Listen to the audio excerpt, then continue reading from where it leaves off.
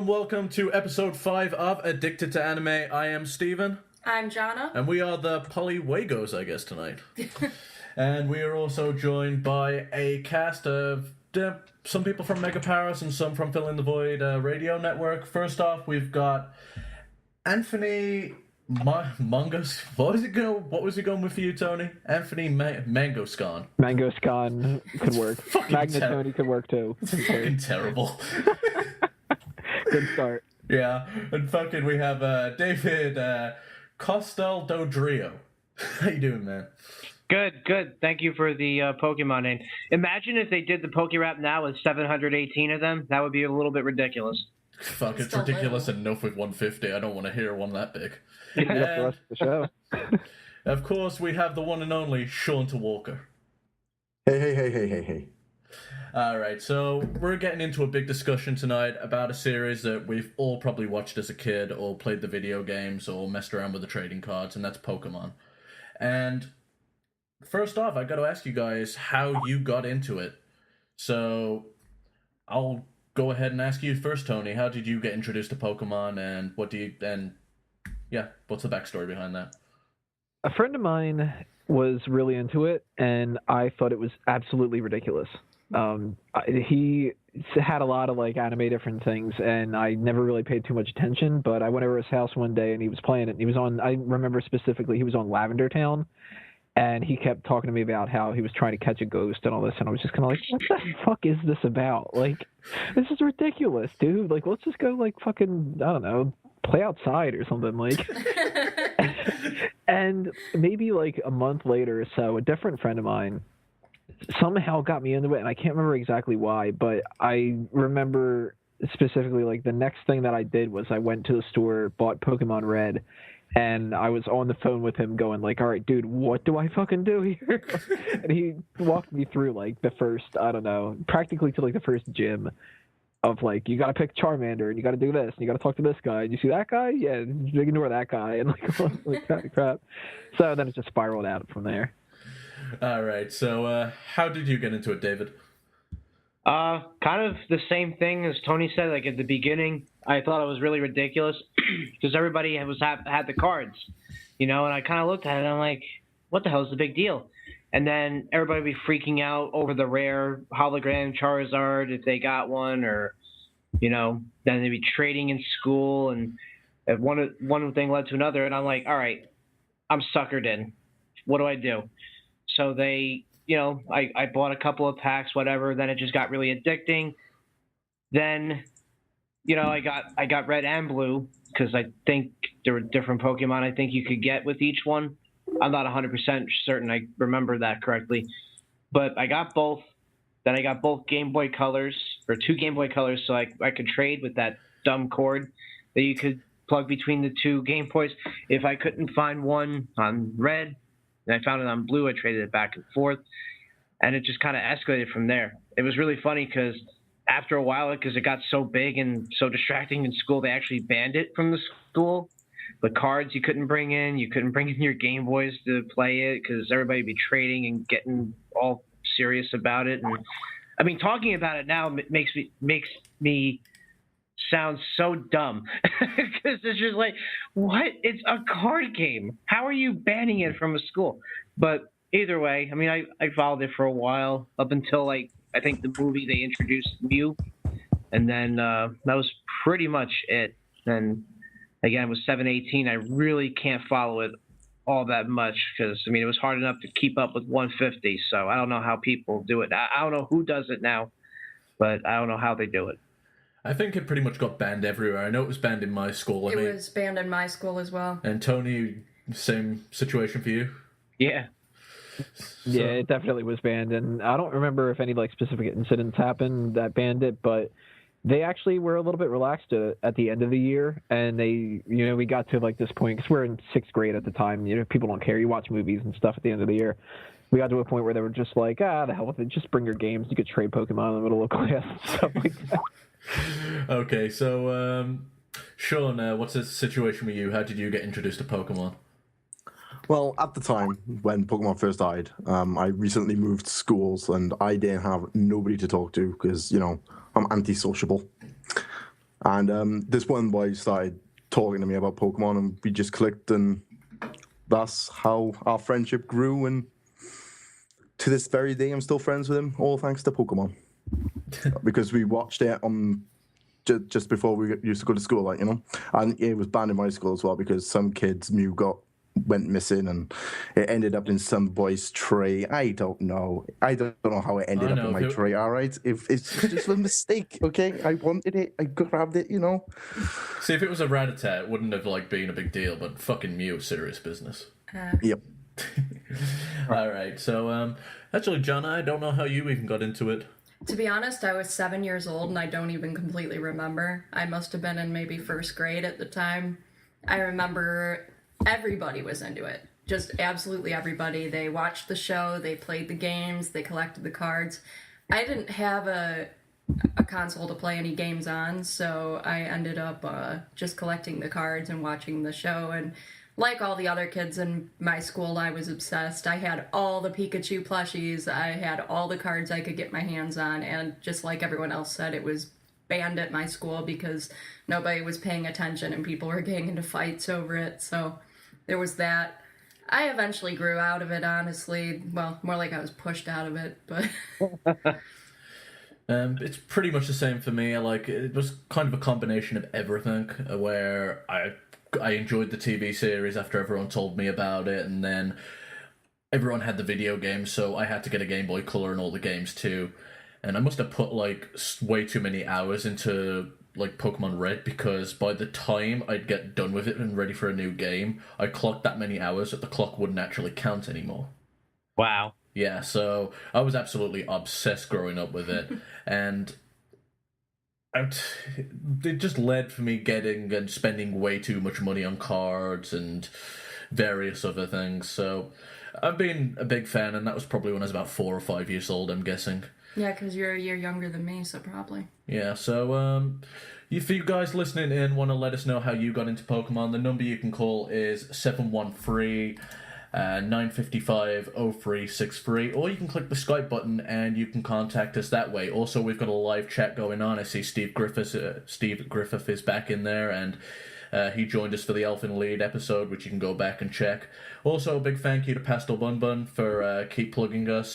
They sell pretty much all your Kawaii Desu needs. So go and check them out. They're a great little store. So moving on from there, I've got to ask you guys the most important question. Who's your favorite Pokemon and why? Tony? We got to go with Pikachu. I swear, man, you can get it by surfing around Cinnabar Island. Oh, shit. I remembered that, and I fucking... I got, the Pokemon manual, and... they list all the rumors and stuff, and that was one that I must have tried for hours, along with pushing the truck to get Mew's Pokeball. Right, exactly. It's kind of a tie between two people for me. Charizard really got me into it, but I'm not really that much of a dragon guy, so I'm not sure exactly why. Whenever there's other things that have dragons, like the Desolation of Smaug movie that's been out and all that, I couldn't care less that it's a dragon, so I'm not sure why I like Charizard, but I always have. And for some fucking reason, I like Snorlax a lot. Snorlax is living the American dream, that's why. Maybe that's I idolize to Snorlax because that's where I want to go with everybody just kind of goes, hey, he's kind of tough, instead of look at that fat ass. So I was like, so where do you join Fanboys Anonymous in several years? Oh, Snorlax. I'm fond of Ditto too. Ditto's cool. Well, Ditto's awesome because it can be whatever the fuck you want it to be. I think the best part about Ditto is all the freaking memes where it's like a hooker and it's going, I can be whatever you want me to be. I like his face, the two little dots, and that's like it. Yeah, it's because it's the one face that everyone can fucking draw. Steve has a Ditto hat. I do have a Ditto hat. I don't even know why I bought it other than it was like, shit, a Ditto hat. I kind of need that. You know why you got it, right? Because it could be any kind of a hat that you wanted. If you wanted it to be a sombrero, it could be a sombrero. It could be a Sherlock Holmes hat. It could turn into that. That's yeah, if someone looked at me and went, what a stupid hat. And I went, no, now it's a cool hat. All right, so David, what's your favorite Pokemon and why? Well, I have a tie as well for two. I liked Alakazam. Don't know why, but there was a certain I believe he was on a show, on an episode. I can't quite remember, but there was just like something really odd and weird about him that I thought was just completely badass at the time. Like, yeah, all the cool. It's not the spoons. It's just weird. I don't know how to explain it. Like, everybody liked the Pikachus, the Charizards, Blastoises, and Venusaurs, all that other crap, but just there was something about him. It's like, in theory, you really shouldn't have been able to beat him ever. And there was just something really cool about Alakazam. Then I also liked Eevee. I just found a fascination with that Pokemon in the sense that, okay, you can change into a water, electric, or fire Pokemon when you evolve. It was like Jolteon, Flareon, and I believe Vaporeon. Right. So I don't know. That was just really cool too. It's like, oh, didn't know where you would go with that one, but those would be my two if I had to choose. So, Shaun, who is it for you? Is it a Shaunter? No, I got two as well. One's Butterfree, just because, Ash left it behind and I felt sorry for Butterfree and it was my favorite ever Pokemon. So I had to train it up, get to level 100, beat the Elite Four with it. It's my go-to Pokemon. And the other one is Cyndaquil. You know what's fucking sad as a kid when that Butterfree episode came on? I actually legitimately cried. But you're not the only one. You're not the only one. It was very depressing. I don't know if I would say I cried, but I know I was upset. Such a fucking stupid. It's like, go Butterfree, be in the wild and be happy, and everyone's miserable. So, Cyndaquil and Butterfree for Shaun. So, Johnna? Mine was already said. I was only recently introduced to the Pokemon games. I only really watched the TV show when I was younger, and I was too young to really pay attention to the Pokemon, so I didn't pick mine until a few months ago, and I was going to actually just also go with Eevee, because it can be whatever the hell you want it to be, and I just find that so absolutely amazing, and I love it. And I know that's probably, like, really mainstream, but screw it, I like Eevee. Well, for my favourite Pokemon, it isn't actually Eevee, but an evolution, and that's Vaporeon.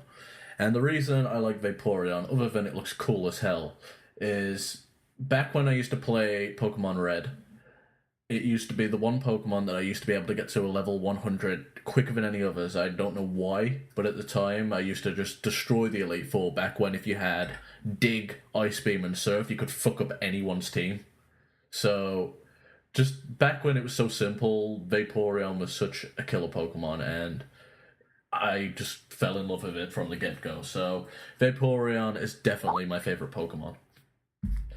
So, and also Vaporeon's an asshole. You can find that out by going to Asshole Vaporeon on Facebook.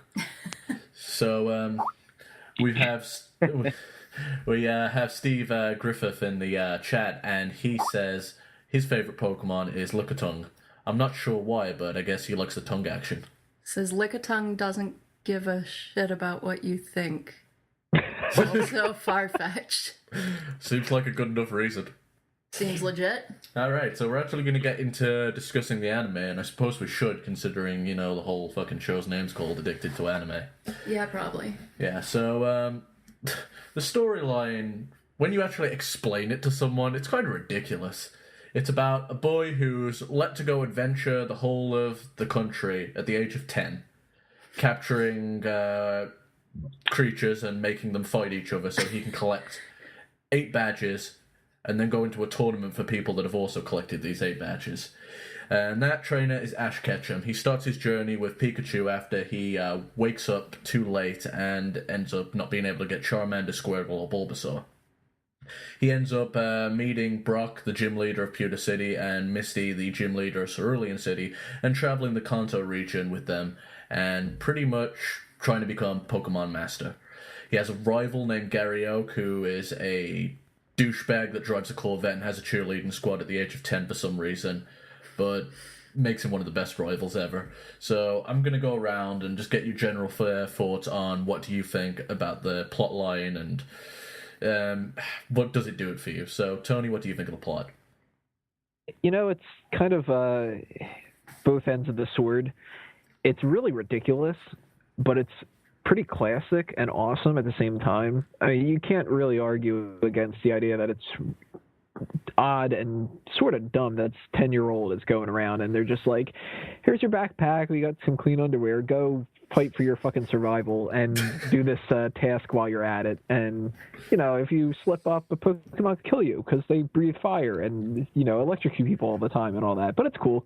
And no matter how many times you can be abducted by this criminal organization or whatever, will be like, so, how many Pokemon did you see? But at the same time, when you're a kid, you have to identify with a kid. So, of course, they're going to make that a 10-year-old instead of a 35-year-old adult or something. And it's the spirit of adventure and fantasy and all that, so a little bit of leeway. I always liked that as a kid, although there are aspects about the anime that I wasn't as big of a fan of compared to the video games, and I never really read any of the comics or anything like that, so I can't compare that. But one thing I did like about the show that separated it was I liked the idea that he didn't have to pick between the 3 starters, and he got them eventually anyway. Of course, he fucking gives them up, but it doesn't matter. Pikachu's never been my favorite, but it was cool that he had somebody else because it was experiencing something different from the games. And then they did Pokemon Yellow, then that goes out the window. You know what's funny, though? The original intention was to have Clefairy as the main fucking Pokemon. How bad would have that been? That would have been so odd. It's like, here, Ash, here's this fat little pink blob. Have fun with that. So, you got anything else, Tony? I'm sure we'll touch upon a lot of that stuff later on. All right, David, what's your thoughts on the plot line? Well, on the plot line, you know, I mean, you explain it now, and I hear it so many years later. It's just like, wow, what a terrible mother. You're just like, all right, get the hell out of the house. I can't wait for another 8 years, so just get the hell out now. You know, all that kind of stuff.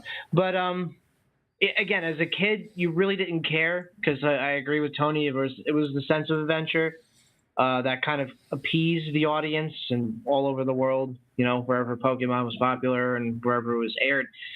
You know, I didn't pay too much to the series much long after I started playing the games because it's just like, screw him. I'm going to be able to do my own shit when playing the games myself. I'm the Ash Ketchum, you know, this and that. But plotline, you know, to a kid, it doesn't matter, you know, because they're going to watch whatever you put in front of them, and I did.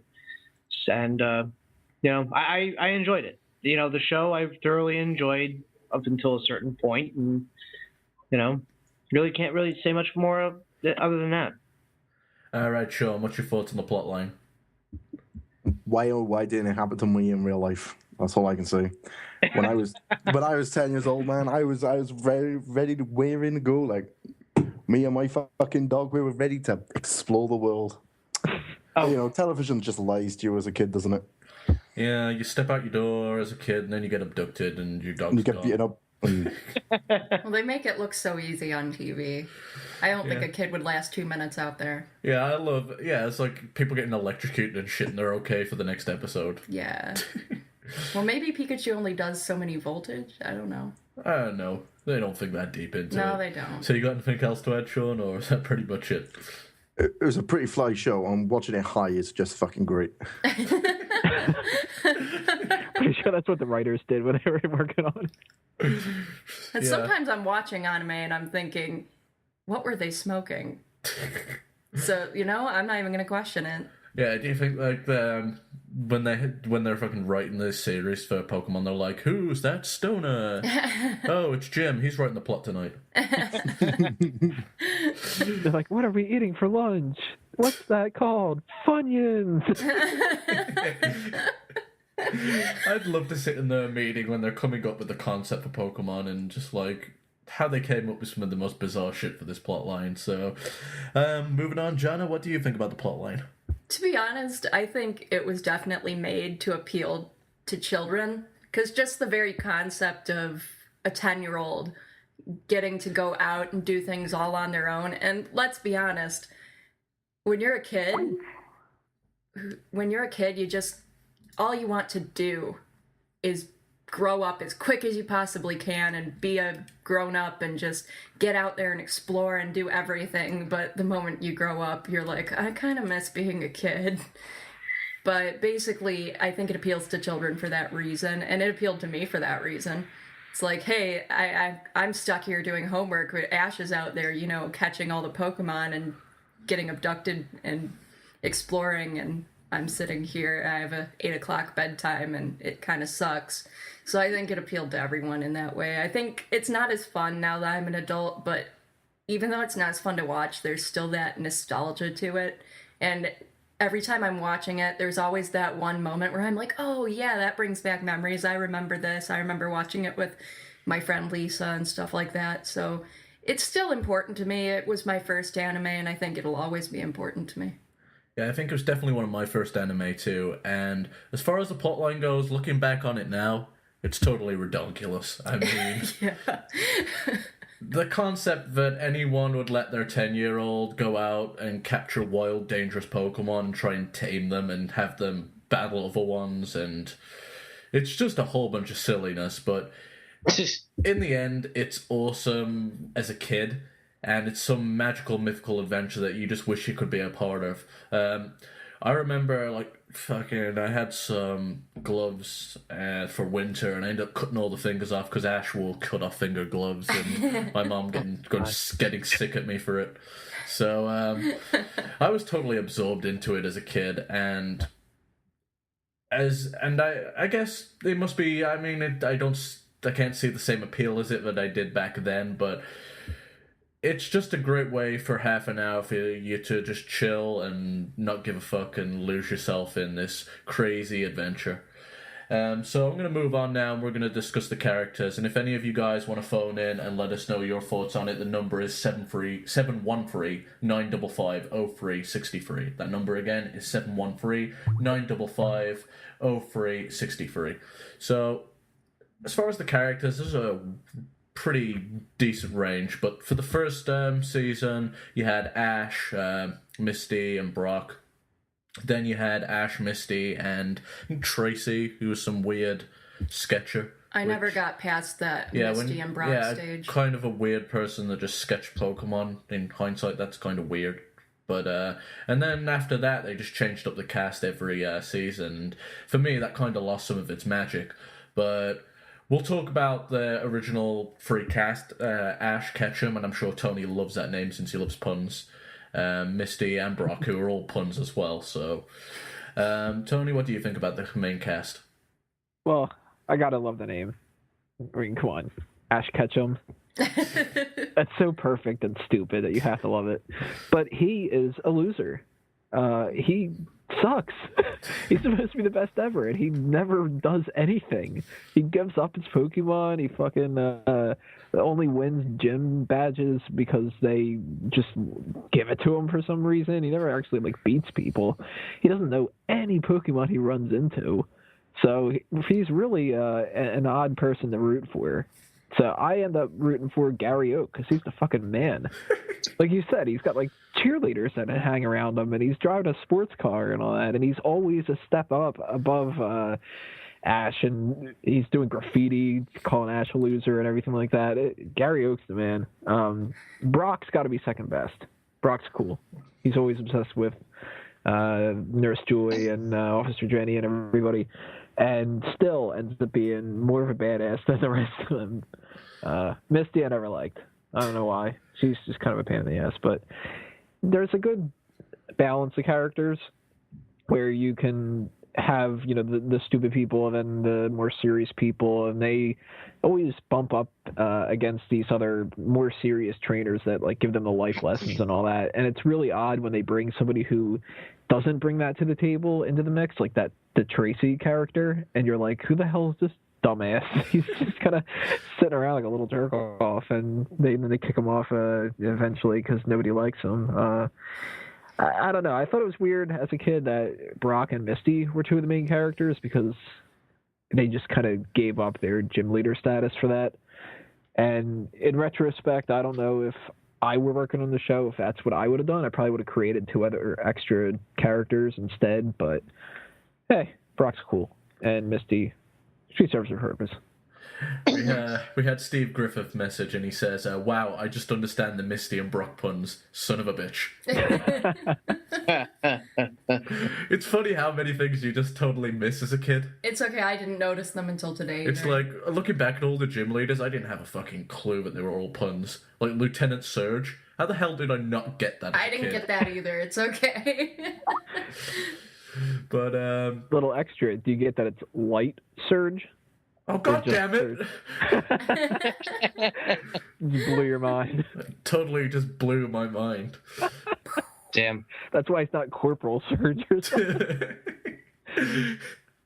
God damn it. You threw me for a loop. So, David, what's your thoughts on the main cast, the trio, and any of the other trios that you've seen? I'm just surprised there was no sexual tension between Misty and Brock at all, ever. That's just Well, one to be fair, thing. she's got no boobs. So what? I can see his point, though. Brock is a lecher. Yeah, but Brock's like an adult. I'm sure it's pretty much pedophile. Yeah. At Yeah. that point. Do they ever go how old Misty is? Oh, no, I'm probably not much older than Ash by the looks Probably of it. not. 42. What's the age of consent in Japan?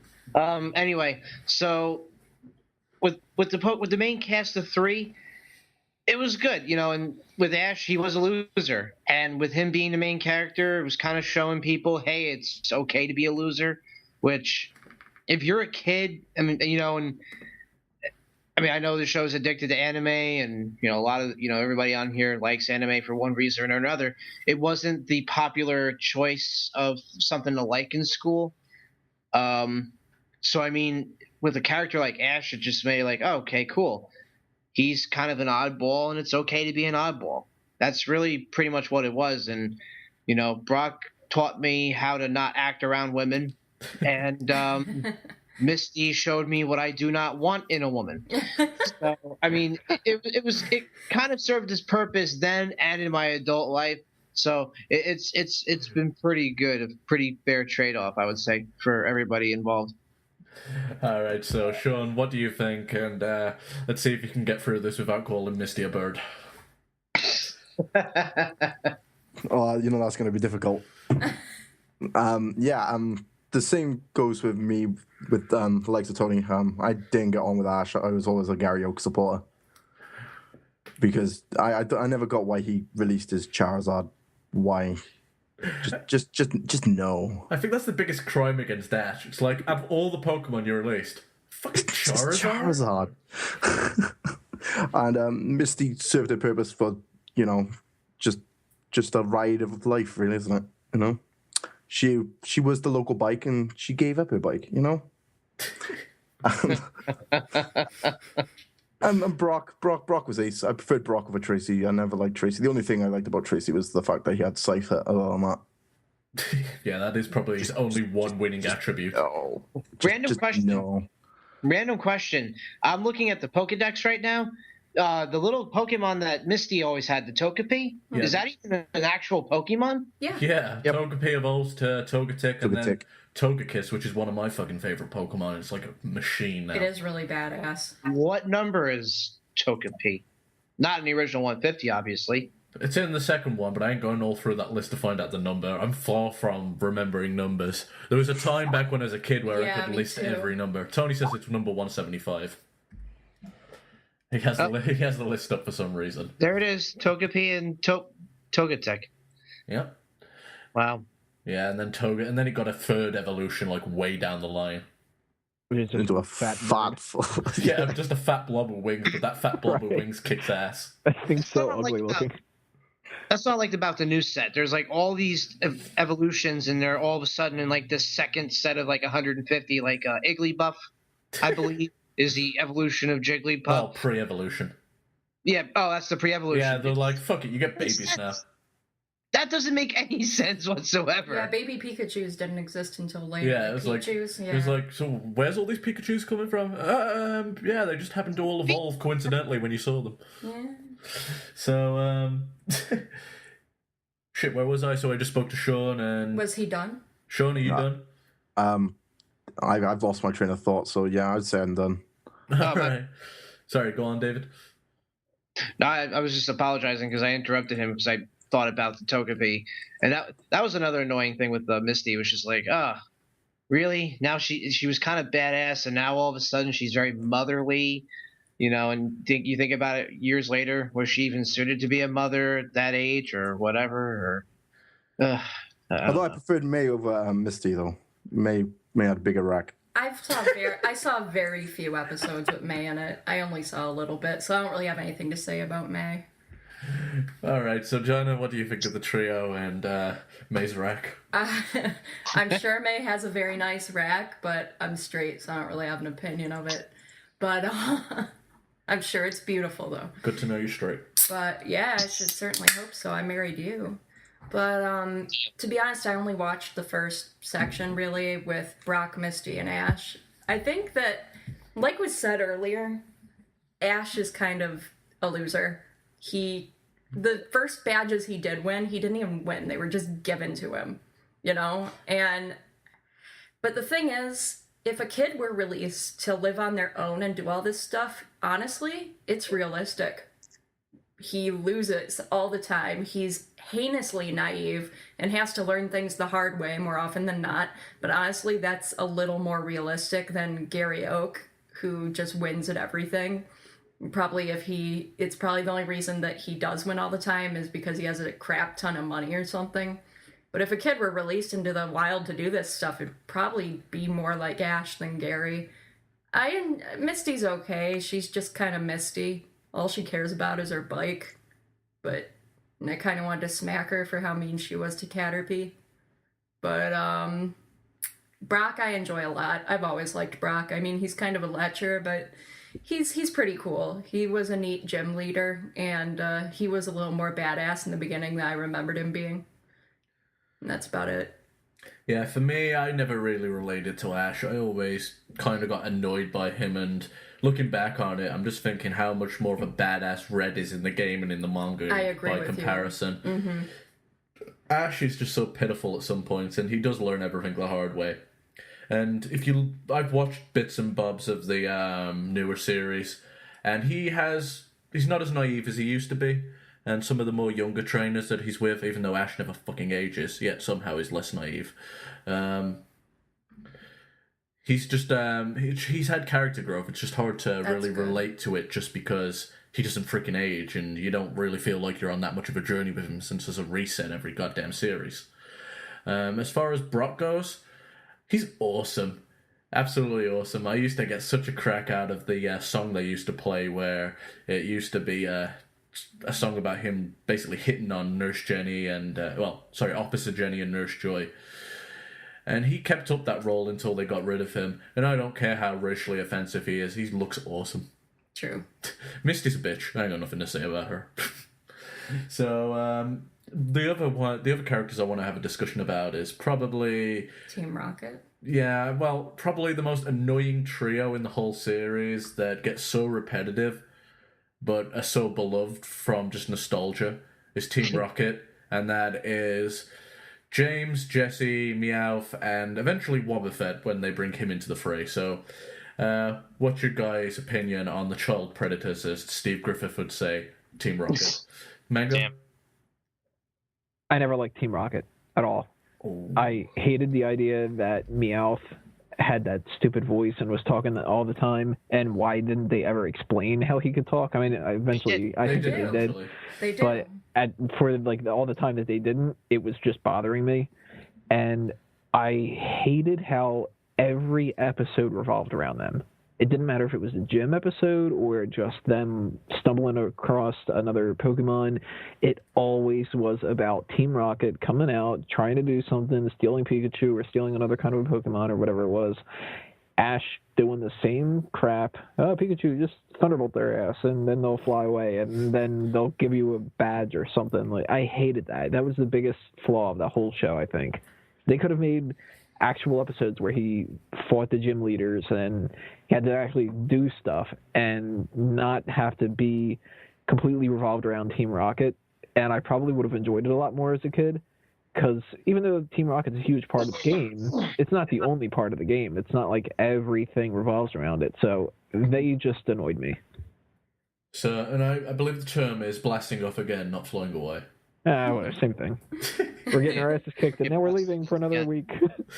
See you same time next week as we repeat the exact same thing. And somehow get enough money to buy another fucking blimp or whatever it is. Yeah.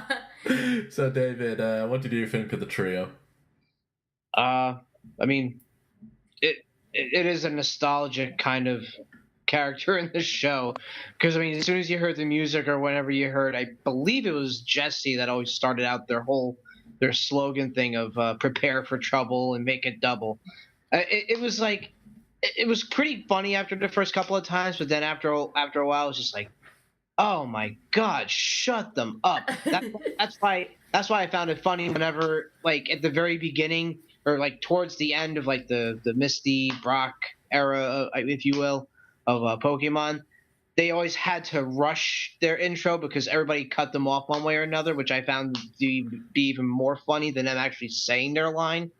So, I mean, it kind of annoyed me that Arbok and I think it was Coughing were their two only Pokemon. I mean, of other Pokemon in the world, you're only going to select them two when they get beat every time by Pikachu, and even a crappier Pokemon that Ash might have, or Brock's Onyx or something. I mean, come on.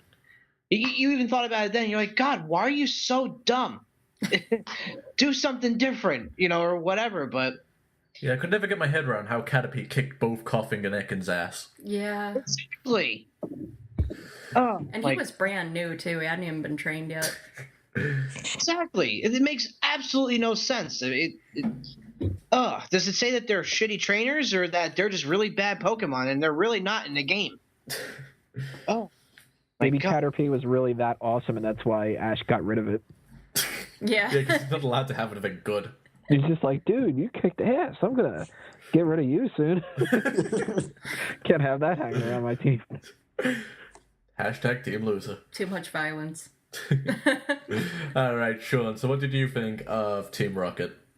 I actually like Jesse and James, and that was the main reason why I purchased Yellow out of Yellow, Blue, and Red, was because Team Rocket were actually in Pokemon Yellow. But yeah, Meowth was a badass. I didn't like the way he has a new character voice throughout the series. That threw me off for a loop when I was a kid. Very, very confusing. But yeah, watching it back now on Netflix is pretty damn bad. I kind of know the motto off by heart at this point. It's okay, I think we all do. And I don't think I'm going to even try because it wouldn't do it any justice. Nope. So, man, I think. But yeah, I like the Black Team Rocket as well. Butch and Cassidy, they were pretty fucking ace. What a terrible name, Butch. Butch. Who are you? I'm Butch. And he's so fucking slender and stuff where his fucking name doesn't even add to his character. You're just not Butch at all. You look more like a Bob. But, anything else to add, Shaun? Team Rocket is better than Team Magma, just saying. Oh, God, the amount of teams they had. That's what, so, Johnna? If I'm going to be completely and utterly honest, I was absolutely, truly, utterly obsessed with Team Rocket when I was a kid. It was the only reason I actually even watched the anime, I think. I know it sounds silly, but I don't really know why. I can't say why. I don't know. I really love Jesse. I like James, but he annoyed me sometimes. I liked Meowth, but his accent really just pisses me off. Like, his voice just pisses me off, and I don't know why. I thought, okay, so you taught yourself how to talk, but in that accent. Where did you learn that accent? Like, all these people around you have Midwestern accents except for you. What the hell?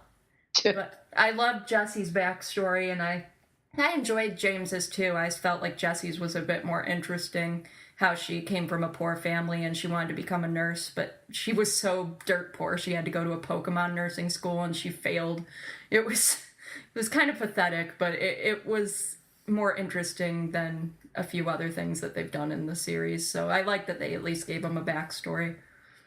Yeah, I'm a fan of Team Rocket, and it's more nostalgia than anything, because looking back on it now, it's just so goddamn repetitive and boring. It really is repetitive. It's like, and the characters, when you actually look at their history, they had so much potential, James could have owned an Arcanine, a Gyarados, Yeah. and if he actually bothered to train his Victory Bell and didn't give away his wheezing later on in the episode, he would have had a badass team. Think of what he could have done if he actually treated that Magikarp right. That damn Magikarp. Lesson to learn from that is don't eat your fucking Pokemon. And don't kick him. Oh no, you can kick him a little.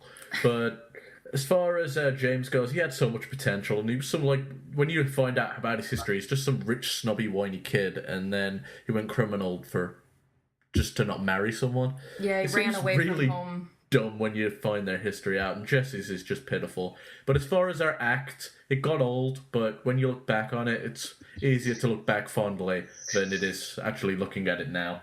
Yeah. Yeah, every time, like you said, every time you hear that music and the motto, I feel like I'm 7 years old sitting in front of the TV on the floor again. It's nice.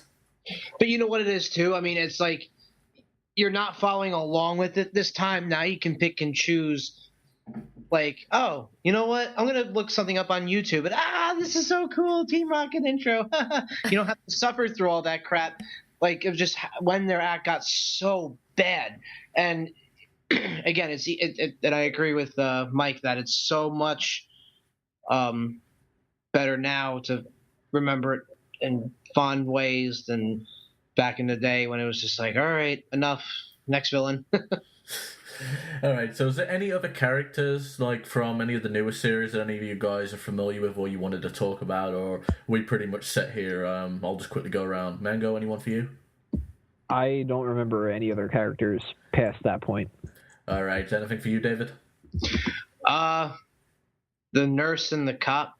I mean, it was just so funny how they all look the same, and yet it's always the most beautiful person that Brock has ever seen. That always cracked me up. And then I kind of like Professor Oak, too, in the series. He kind of reminded me a lot of Roshi with Dragon Ball Z, in a way of like, okay, he knows everything, but he's just going to sit back and watch Ash pass or, succeed or fail on his own.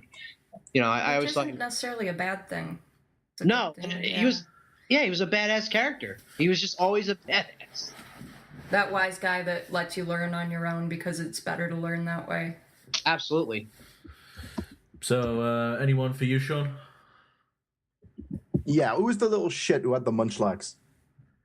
Oh, you're The on dude with the about glasses. May's little Brother, yeah, Max. yeah, he was a pain in the ass. That's the main reason why I stopped watching Pokemon, just because of that fucking character, man. So yeah, once they got to the Hoenn region and they introduced May, who was a fine character, but then you had Max. God damn, he was an irritable little shit. He was. He just wanted a headbutt him, didn't he? Yeah, it was like, God damn it, can, like, Team Rocket actually succeed and, like, he die or get kidnapped or something and we don't see him again? There's, like, a few characters during the series. It's like him and Tracy. They're probably the two worst characters ever in the series. I don't know the Max character, but did he have as equally as an annoying voice as a lot of the other ones, where they're just kind of like, "Hi guys, how you doing?" He was just a very fucking whiny child, and if you've heard whiny child voice actors, you can pretty much guess where it was. And he had no role. He wasn't trying to succeed at anything. It's literally, oh, my big sister's going on a Pokemon journey. I'm gonna follow her. And the Tag third along wheel in and this get pinned to relationship. balls. So yeah, he's pretty much just the annoying little brother that tagged along, and it's like the parents are like, why the fuck not?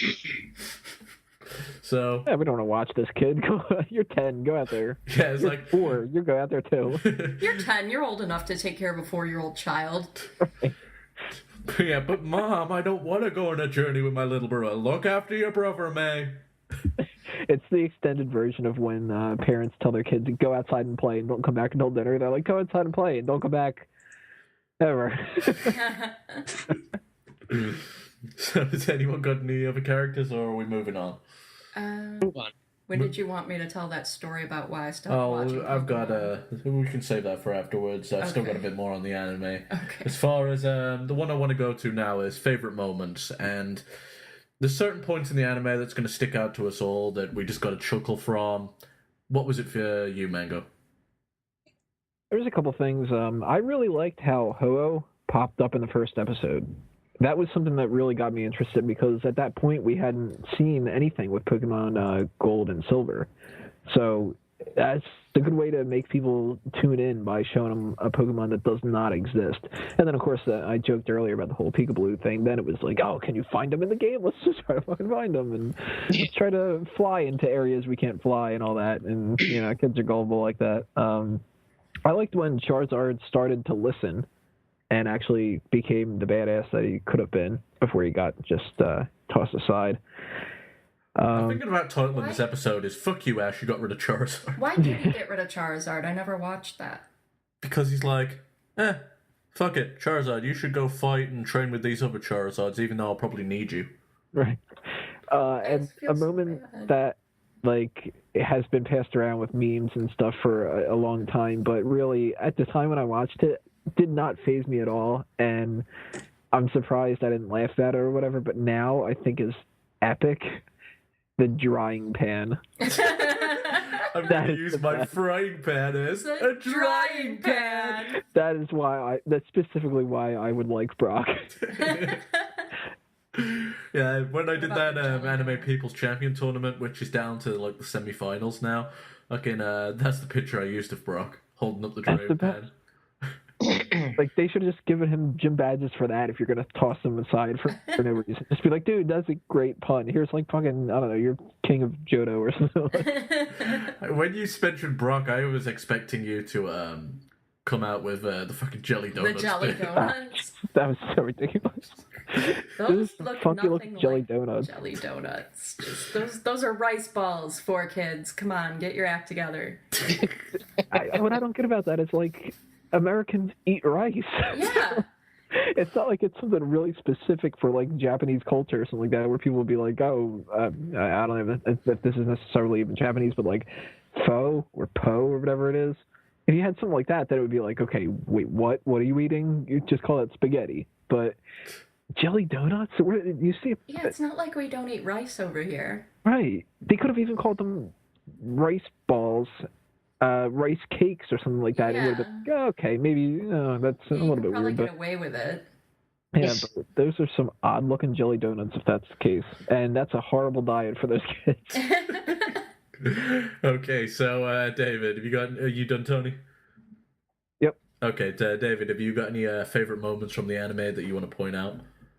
I mean, I don't have a real favorite moment that kind of made me chuckle. I mean, again, anytime Brock was just like, "Oh my God, Nurse Jenny, you're the most beautiful thing I've ever seen," that always got a chuckle out of me, and whatever.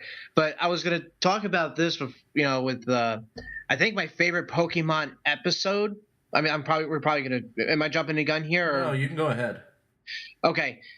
It really isn't a moment because the whole episode was a moment for me when Pikachu was in mid-evolve, or he was in the process of about to evolve into Raichu, and then Ash is kind of telling him, "Don't do it."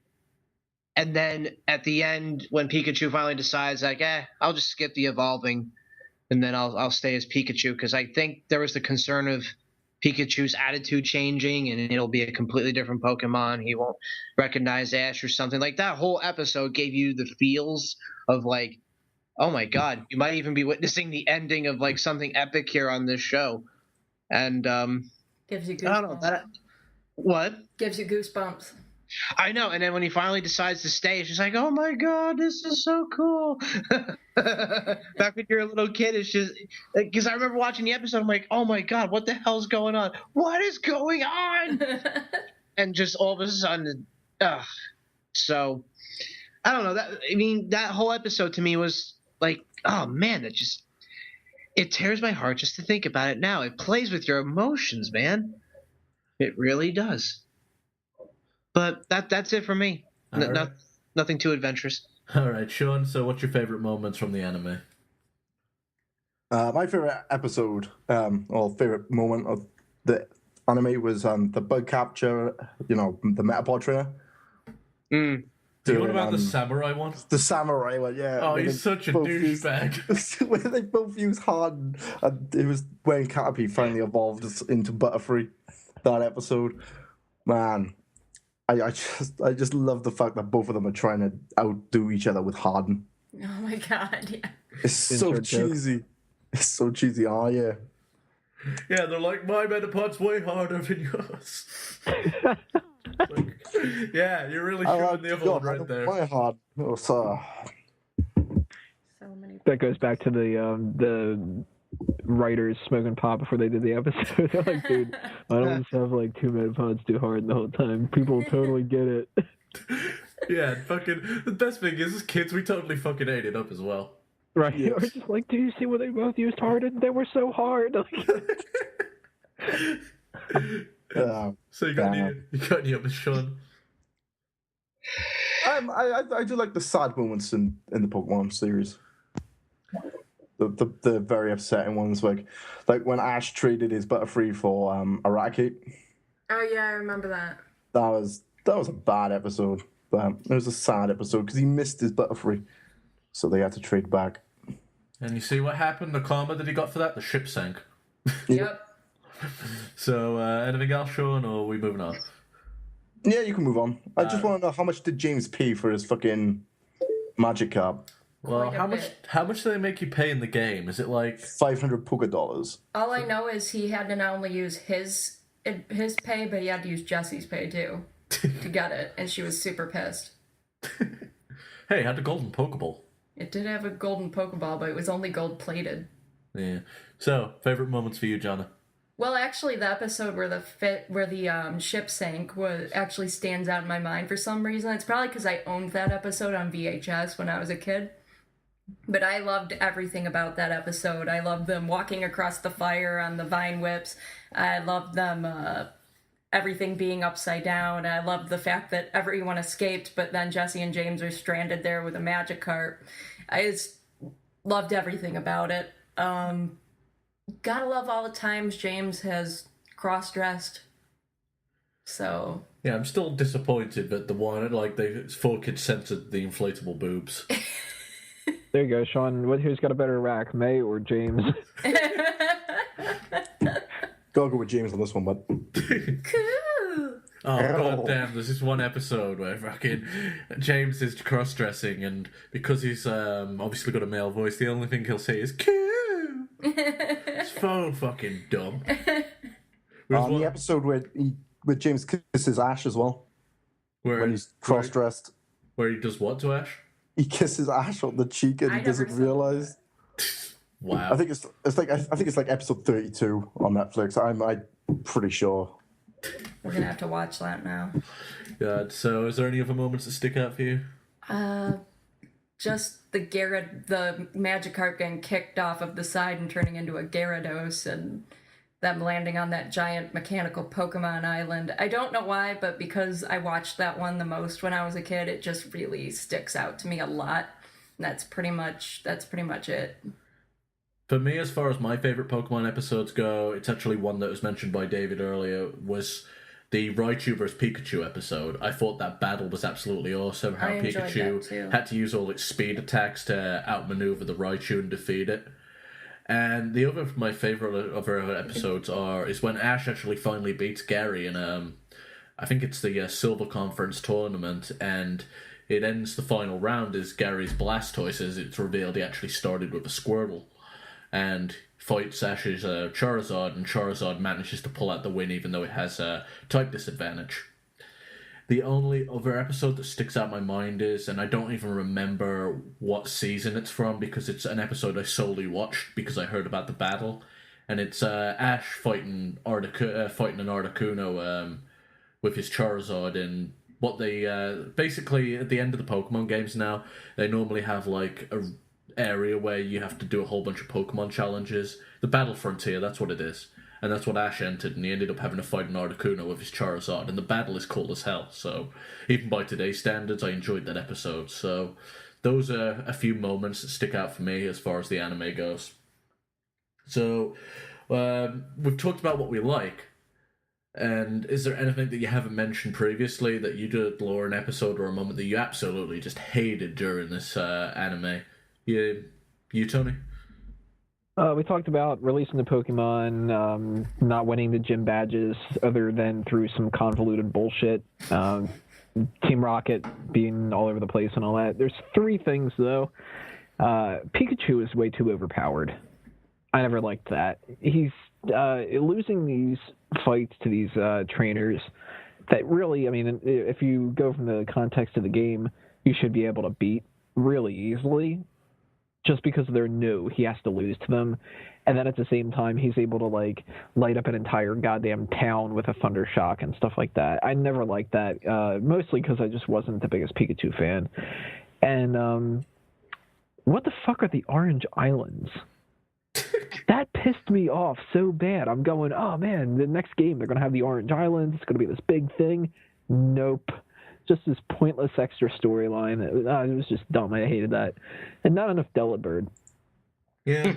Seems legit. Yeah. Mix between Penguin and Santa Claus. You got to like that guy. David, anything you absolutely hate? I hated how it always seemed. Well, I mean, it was a good and a bad, but it annoyed me how it almost seemed like. What was that star Pokemon that Misty had? Staryu and Starmie. The Staryu was the evolution, or was the Starmie? Starmie was the evolution. I'll star you if you star me. He could never be beaten, ever. Could never, ever. It just seemed like he could never be beaten. And then, yeah, I mean, that really is it for me. Because, I mean, if it was annoying, if something was annoying other than Togepi, that kind of annoyed the crap out of me, just that Pokemon's existence really annoyed the crap out of me. There really wasn't anything that annoyed me because, I mean, I didn't pay attention to the bad. I just paid attention to the good. And other than Team Rocket being boring, nothing really bothered me too much. All right, for you, Shaun, what pissed you off during Pokemon? Oh, are we talking the series, the TV series, or the video games? TV series. TV series, the fact that Ash's Pikachu could beat Rock-type Pokemon really pissed me off. Yeah, I noticed that. And even in the movie, in the first Pokemon movie, where Ash's Pikachu beats Golem with a Thunderbolt, Seems legit. That's kind of iffy. Yeah, there's a Pokemon parody, and they call themselves One Kids Entertainment, and fucking, like, the whole storyline when Ash overcomes all these odds like Thunderbolt in Onyx, he's just like, Pikachu, you cheat! They come up with some obscure ways to, like, define how Ash defeats opponents, like Pikachu using flight and shit. So, if any of you guys not seen One Kids Entertainment, you should check it out. Is there anything else you just stuck out in your mind that you hated, Shaun, or was that about it? Well, that's about it for the TV series, but for the video games, it was Miltank on Pokemon Soul Silver. Fucking Pokemon, man. Fucking rollout, man. That move should be banned. You saying you don't like Miltank? Miltank, a piece of shit. Time Miltank. You should have had the cry from the video game out there. I wish I had it. So, Johnna, anything you hate from the TV series? It's not so much something I hate, it's just something that bothers me that you've pointed out to me 1,000,001 times. I know it bothers you too. In the Pokemon opening, when Zubat is carrying what Pokemon? Squirtle. It's got no fucking limbs. How is Zubat carrying Squirtle? How? It just really bothers me. Like, I'm hoping, like, they just fucking, like, got some double-sided tape and some shit and just attached it, because it makes no sense. And as I said before, the fact that Meowth has a different accent than everyone else just really bothers me. Like, I just don't understand how that's even a thing. And that's pretty much it for me. I don't remember as much as a lot of other people, I think. For me, stuff I disliked is just how repetitive the episodes got with Team Rocket. Yeah. I would have loved a focus on the main plot line about B and Ash trying to beat these gym leaders and focusing on more of the battle mechanics and just making the episodes a little more exciting other than, oh, I'm going to beat you, gym leader. Oh, goddammit, Team Rocket ruined it. It just got old. So that's probably the main thing that stuck out that kind of pissed me off. There's a few characters I dislike, but that happens in any show. So as far as stuff that I really hated, and it was probably just how driven the storyline was on Team Rocket having to be intervening in so often, and some of the other teams that they had later, like Team Magma, Team Aqua, and etc., etc., etc., none of them seemed that serious or anywhere near as memorable as Team Rocket. So For me, that's probably one of the things I hate the most. And the last question I got in regards to the series for you guys is, do you guys still watch? And I'm guessing no for most of you. Is it because you've outgrown it? Is it just because it kind of pissed you off, got boring? Why do you watch it or don't watch it? Tony? Well, this is kind of counterproductive to the whole point of the show or whatever, but I never liked the fact that it was an anime. I don't like the anime style, so that always turned me off about it. And it never went anywhere. Nothing was ever accomplished. He never became this great not gym leader. He never became a great Pokemon trainer. He never would really learn anything. It just sort of reset every week, and that used to bother me. And of course, I kind of just outgrew it. It's aimed to kids, and Pokemon's still awesome in theory to me, and I still want to eventually find the time to play X and Y. But the show really hits you over the head with the aiming towards kids kind of thing. So it's tough to stick to that. It's not the same as like The Simpsons or Family Guy or any of those other kind of cartoons where, sure, they're a cartoon, but they are aimed towards adults, older audiences as well. Even the superhero kind of stuff, Justice League and all that, you can still kind of apply that to adults, but Pokemon's really a tough one to sell in that regard. So outgrowing it and not being a fan of the style. All right, did Tony just cut out for you guys too? Yeah. Okay, I think we've lost Tony, but he'll join us whenever he gets back to joining us, I guess. So, David, you watching? No, I can't even remember the last time I watched it. I mean, a lot of it really was I outgrew it. And to be kind of honest, after a while, I got more out of just following the game rather than following the TV series. You know what I mean? That's what it did for me, if that makes any sense. Like, okay, I can follow it easier by I go there, to these towns and win my own badges, like I was saying before at the beginning. So I don't know. I outgrew it. So and I agree with Tony that I would really like to play X and Y because I really was into the games, and I wish I could find my so I could play them again. The red, blue, and yellow. I would even like to try X and Y, but yeah, that's pretty much it. Okay, so Shaun, so what's your situation with the anime? Are you watching still? Not watching? Outgrew it? I'm rewatching it. I'm rewatching it on Netflix, like I said. I'm halfway through the first series, and they've only got the first series and the latest series, which is kind of weird. Yeah. Pokemon Black and White, so I gotta watch that. And for the video game wise, I played all the video games. I still do to this very day. I still play Pokemon Stadium on the N64 because I'm that sad. So you're pretty much just rewatching the series and pretty much, yeah. And Pokemon X and Y was very, very boring and dull.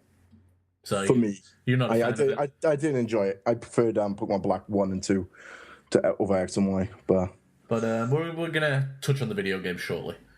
So, well, I already know the answer for you. You barely, Johnna and me, kind of outgrew it, and then we started. Is this where I talk about Eric? You know what? We can segue into this. As far as me, I just outgrew it and got bored of it, and I didn't appreciate the newer series compared to the older ones. The art style wasn't there, the characters weren't there, and the story wasn't there. And for Johnna, half the reason she stopped watching was for this little story. When I was about 9 years old, there was a boy in my class that very obviously had a crush on me, and he would stare at me day in and day out and make the weirdest little faces, and he was also obsessed with Pokemon, but it was to the point where he wouldn't speak English anymore. If the teacher or another student asked him a question, he'd answer with Pikachu.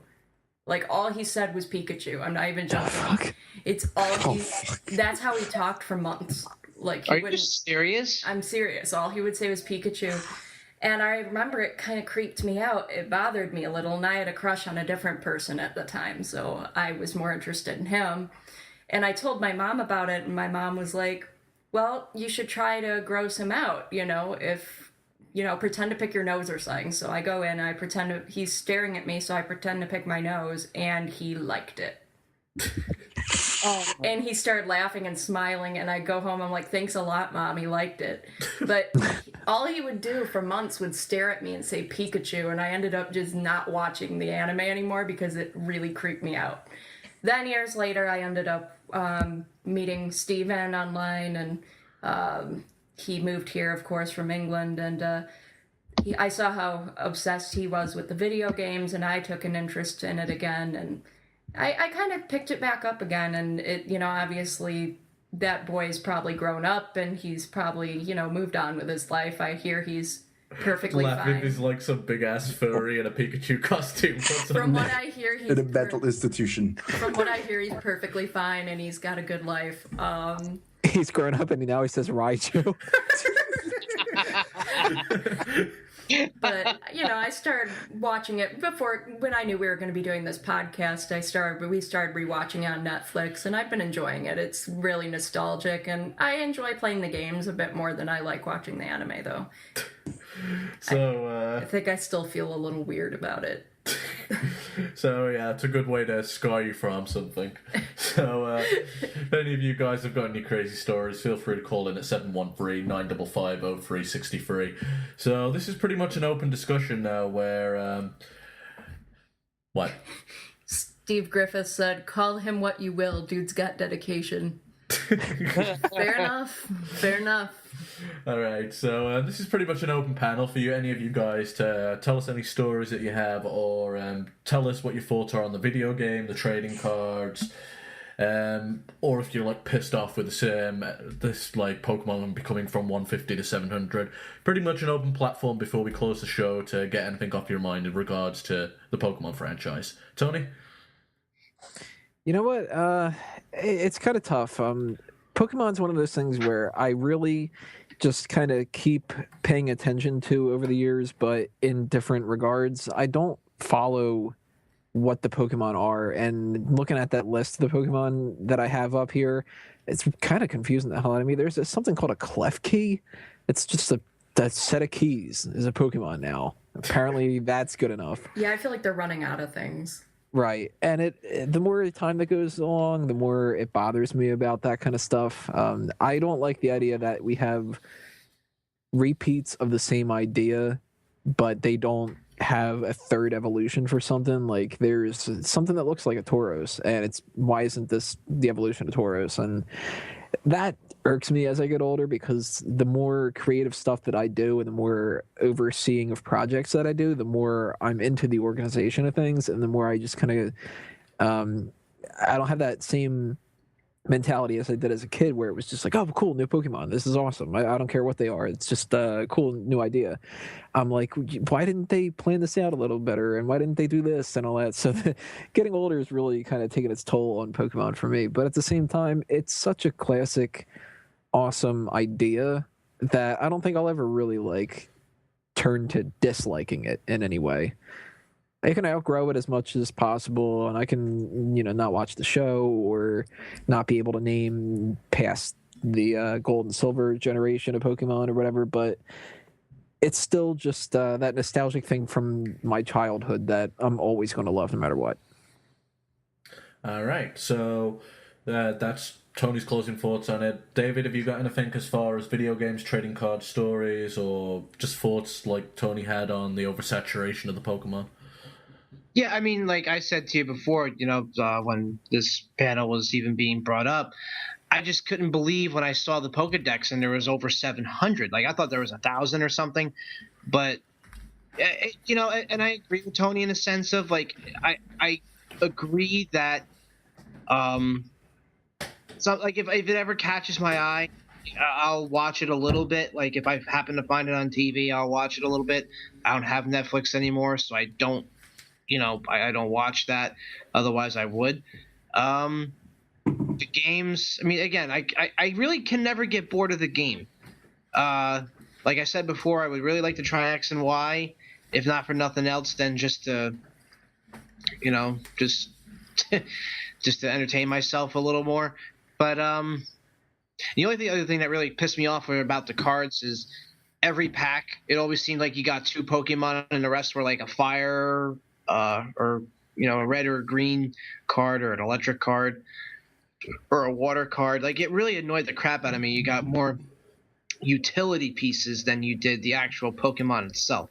And then once you get the rare piece of like, oh cool, we only got 1 utility card and the rest are actually Pokemon, but then the Pokemon turn out to be the one that you have 1,000 cards of, Caterpie, and oh god, I can't even remember what, like a Goldeen, Diglett was the most common one, which annoyed the crap out of me. But the one that always eluded me was the Charizard. A hologram Charizard. But anyway, I don't want to talk about my sad experiences with the card game. And let's do what me and Shaun did and steal one. I think everyone wanted the holographic Charizard. Even I did. I traded. Go ahead, dude. What did you trade it for? I ended up having a friend that really just didn't pay that much attention to how much that was worth in comparison, and I traded him like a bunch of stupid shit that I had for like toys. Like I had this little dumb basketball hoop net game thing that I got at like an amusement park as like a prize or something like that. I traded him like that. I traded him this book of like childhood insults, like your mama jokes and stuff. This like just goodie bag of like a bunch of crap that really in comparison I was gonna throw this out anyway. Yeah, like it might have been worth like $10 total, and he was just kind of like, yeah, sure, yeah, you're trading me like 20 different things for Charizard, fine. And I'm like, all right, dude. That's awesome. But you know what though? Like after a while, I upgrade. I don't even consider it an upgrade. It's kind of dumb for me to say it, but I also collected the Japanese cards when they released those in the United States. I believe I got a hologram Zapdos in both, and I was completely okay with that because whenever I had a battle with somebody, I always had that in my back pocket. But then when somebody had the hologram Charizard, I was screwed out. I couldn't do anything for whatever reason. But yeah, it if not for nothing, even if I never play another game again, who the hell knows? But it will always hold a very fond place in my heart for it gives me childhood nostalgia. A lot of what my childhood growing up was, getting a little older. I believe 5th and 6th grade was when I was really into it. Yeah, I just don't know how I can't not like it at this point. So, I mean, it'll always be there with me, whether I like it or not. All right, so Shaun, what's your closing thoughts? Anything on the game, cards, stories, oversaturation of Pokemon, whatever it be? Well, I'll start off with the cards. Do you remember the Dark series that they released, like the Dark Charizard, Dark Team Rocket cards and shit? Yeah, where you had like the fucking evil Professor Oak and shit like that. Yes. Yeah, I had a Dark Charizard, right? And everybody said that it was fake because it was the Team Rocket Charizard version. So I ended up ripping it up, throwing it in the bin. I know, I regret it. I regret it to this day. And since when has Pokemon become Digimon? With all these mega evolutions and shit. That's my biggest gripe with it. It's like Pokemon has suddenly become Digimon. And I was a fan of Digimon, but I used to escape Digimon to watch Pokemon. And now they've merged as one. That sucks. It's don't get me wrong, Mega Charizard Y is pretty boss like, but Yeah, it's just the fucking Charizard. It gets a pass on everything. But you got stupid cards that don't need mega evolution, I wish I never played Pokemon X and Y. It doesn't exist to me. That bad? It was that bad. It was so boring. I shit you not. It's set in France. Well, I've played it, but like I found it. Actually, you know what? You're not too wrong because I put that on that game for like 2 months and never picked it up, and then completed it later. So Yeah, that's the first time I've ever done that with a Pokemon That's the game. longest I've ever seen you go without playing Pokemon. I played it, I enjoyed it, but I mean, I put it down for long periods of time as well. So yeah, continue, Shaun. But yeah, and my first time I ever played Pokemon Stadium on my N64, I shit you not, my N64 lit up in flames. Wow. Wow. It started to Charizard, smoke. obviously. It started to smoke, and I was fucking screaming the police down. Were you playing as Magmar by chance? No, I just put the cartridge in, turned it on, and next thing you know, the cartridge started smoking. Dear Did you put in Pokemon A to W instead of X? God. That's terrible. And I corrupted my Pokemon Yellow data, my Pokemon save data, which is had like 120 hours saved on it, by dropping it in a pint of milk. What? I dropped my cartridge in a pint of milk when I was like 10 or 11, and I wiped my entire data by dropping it in a pint of milk. I don't know how your fucking N64 set on fire, because quite literally, my dad has like redone the ceiling and replastered it and not covered up my N64 and had all the shit land on it. Works perfectly fine to this day. It's like I've brought it from country to country. Works perfectly fine. Yours set's on fire. Just watch, I'll turn it on like next week and it'll set on fire. But, That would be our luck. yeah. So you got anything else, Shaun? No, nothing more to say. Alright, Johnna, anything? The only thing I really had was that little story about Eric. Just, it's always going Pokemon will always be important to me. And like he said, you can outgrow it, but that doesn't mean I've stopped liking it. It's always going to be pure nostalgia to me. That very, very, very first anime. And it just means a lot to me. And, I outgrew it for a while, but that wasn't really the anime's fault. That was me being creeped out by somebody. So. Alright, so for me, I'm a big, huge video game buff, and I love the Pokemon series. I've had a bit of a love-hate relationship with some of their more recent releases. Still, my favourite game is probably Red and Silver. I think those two really hit the nail on the head, and were a lot of fun. And they actually had a continuous story, but after that, they all just kind of seemed like individual titles that never tied into anything. So that was a bit disappointing. The trading cards, like Shaun, I stole their card or two if I really wanted it, because I was absolutely obsessed over it. And it became that often that cards got stolen that they were actually banned at my school because of that reason, and that pretty much got Pokemon banned in general. I've got no fun stories over it other than probably me with my freaking toys as a kid. My Pokemon toys, I used to scatter them around the backyard so I could find them like a Pokemon trainer. God. That's cute. But, Oh, little Wago doing that. yeah, back Little with... scamp. Catch them all. Yeah, they still said cut them too. Oh my God. I bet your parents would have been pissed if you didn't catch them all, and they're just like, you just threw your toys out, you don't have them anymore. Well, actually, I lost Gengar for about 5 weeks, and then I found him, like, in the fucking pond at the bottom of the garden. What? Like, that's where it is. Did you use an old rod? Is that how you got them? That's terrible. So yeah, the only other thing is I think some of the Pokemon designs have got lazy, and that comes with the oversaturation where Ice cream Pokemon. Yeah, like fucking an ice cream Pokemon, and it's got multiple, and its evolutions are just more ice creams attached to it. Diglett and Really? Dugtrio, but enough said. Magnemite and Magneton.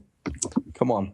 You see, that's okay for the first lot, but then when they actually do that and they come up with ice cream as the gimmick. And the trash Grimer Pokemon. and Muck. Oh, yeah, one of their newest Pokemon, Trubbish. Don't go just in Trubbish, man. And My Trubbish will kick your ass. fucking whatever Trubbish's evolved form is, Garbage. I can't even pronounce its goddamn Garbo, name. wasn't it? I don't know, but it's it's just a bag of slimy, greasy trash. Really? Who the fuck wants that? The only thing they did right is give it a poison type. Yeah, I was You know gonna that they were mention sitting too. around a conference table just going, fuck, we need like 10 more. What did you eat for lunch today? I had some ice cream. Dude, ice cream 3, where you're there. All right, what'd you do after it? Well, I didn't eat all of it, so I threw the rest in the trash. Dude, 2 more right there. That's how I'm waiting for a cell phone Pokemon, man. What would God, you now call? that you said that, it's going to come out. What would you call a cell phone Pokemon? Well, there's already a magnet Pokemon. It wouldn't completely. Yeah, fucking man. There's some terrible ideas out there, but at the same time, it's become such a big part of my childhood, and I still play it today. That Pokemon's got a special place in my heart, and it's always going to have, even if it's just going back for nostalgia or trying out the new games and seeing if I like it or not. So for me, Pokemon is always going to have a special place in my heart. So, guys, I'm going to go around and I'm going to let you get your plugs in. So, Tony, what do you got going on? All right, guys, check out fanboysanonymous.com for everything geek-related, all the other podcasts and everything that we have there, as well as the articles that we are looking for more contributors, as always. So if you're interested in writing for different kind of topics like video games and movies and comic books and all that other kind of nonsense, hit that up. You can check out wrestling-related stuff that I have on smarkoutmoment.com. And just to keep it a little bit short, if you go under A Mango Tree or Tony Mango on Facebook and Twitter, all that other kind of stuff's all linked together, so I'm sure you'll discover it all.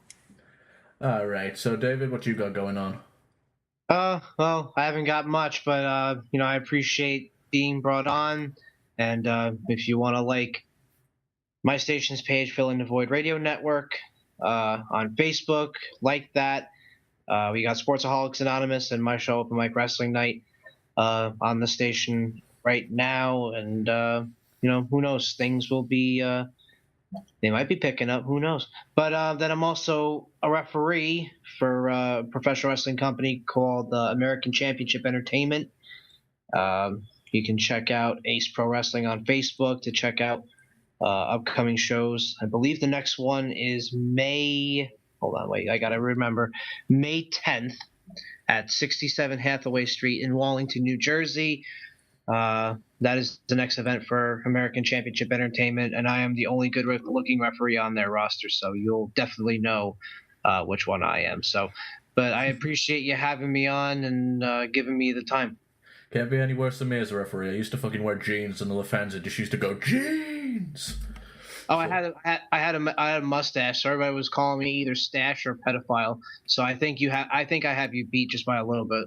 All right. It's okay. Steve calls my dad my dad's mustache a porn stash. So, Shaun, what you got going on? Not a lot. I had to change my YouTube name because some wankers took my YouTube name, so I'm no longer just Shaun. It's Happy Pope Gaming Productions, so search for me on that. And follow me on the Twitter. It's ShaughnC2K37, and add me as a friend on Xbox Live if you guys have got Xbox Live at ShaughnC1989. I would do my traditional jokes, how I would leave, but I can't because it would be inappropriate. Shit, inappropriate? Everything I say is inappropriate. All right. We just are inappropriate. Pretty much. So you can catch from me, UDMMA, that's Unanimous Decision MMA, UDMMA.com, Twitter.com/UDMMA, Facebook.com/UDMMA to get all your mixed martial arts coverage.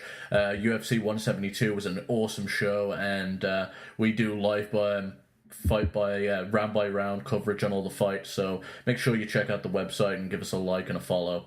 Also, if you want to continue checking out Addicted to Anime, you can check us out on addictedanimefans.tumblr.com, facebook.com/addictedanimefans, and of course you can always come to Mega Powers Radio and find us doing our monthly show. Next month we're going to be covering an anime called Tenjo Tenge. It's a bit of a short series, so it's an easy watch, and it's all pretty much big tits and fighting, so it's a fun series. So I really enjoyed it more than I thought I would. So it was great. It's got a bit more depth than that, but that's pretty much the bulk of what the series is. So it's like Bleach, but without the swords. Pretty there's much. swords, aren't Steve Griffith says he's in for big tits and fighting. I mean, why not? So with that, make sure you check out Pastel Bunburn. They're always supporting us and giving us a share on their various avenues. You can get all your cutesy anime-related gifts there, so make sure you check them out. So until then, from me, Stephen Wago, Johnna Wago, Tony Mango, Shaun Walker, and David Castaldo, and that is how I pronounce your last name, correct? Yes. All right. Until then, we'll catch you later.